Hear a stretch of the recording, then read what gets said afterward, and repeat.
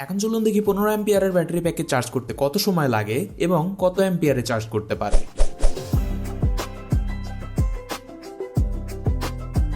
Battery প্যাকের charge একদমই শেষ। এখন আরসি প্রোডাক্ট বিডির চার্জারটি লাগাচ্ছি।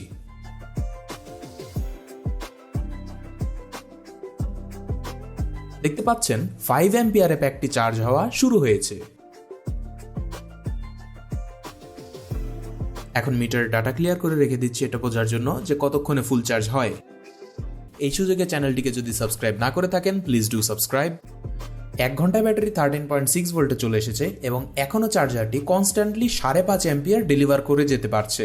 1 ঘন্টায় 74 ওয়াট পাওয়ার ঢুকেছে ব্যাটারিতে এবং 2 ঘন্টায় তা গিয়ে দাঁড়িয়েছে 155 ওয়াটে এবং এখনো চার্জারটি 5 অ্যাম্পিয়ার কনস্ট্যান্টলি ডেলিভার করে যেতে পারছে। ব্যাটারি এখন পরিপূর্ণ চার্জ হওয়ার দিকে চলে এসেছে, যে কারণে চার্জারটি কনস্ট্যান্ট কারেন্ট মোডে 2 অ্যাম্পিয়ার ডেলিভার করছে। দেখুন মাত্র 3 ঘন্টায় 15 অ্যাম্পিয়ারের ব্যাটারি প্যাকটি সেফলি 0 to 100% চার্জ হয়ে গেছে। ব্যাটারি প্যাকের ভোল্টেজ যদি মেপে দেখাই, ইটস কারেন্টলি ফুল নাও।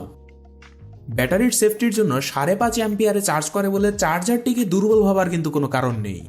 6 অ্যাম্পিয়ারের চার্জার হলেও এটি থেকে কিন্তু আমি সর্বোচ্চ 9 অ্যাম্পিয়ারের কাছাকাছি আউটপুট পেয়েছি কাস্টম লোডে। এটা স্বাভাবিক যে একটা ভালো কোয়ালিটির পাওয়ার সাপ্লাই যতটুকু প্রমিস করবে তার চাইতে বেশি ডেলিভার করবে। পাশাপাশি এটার যথেষ্ট সেফটি ফিচার থাকাও জরুরি।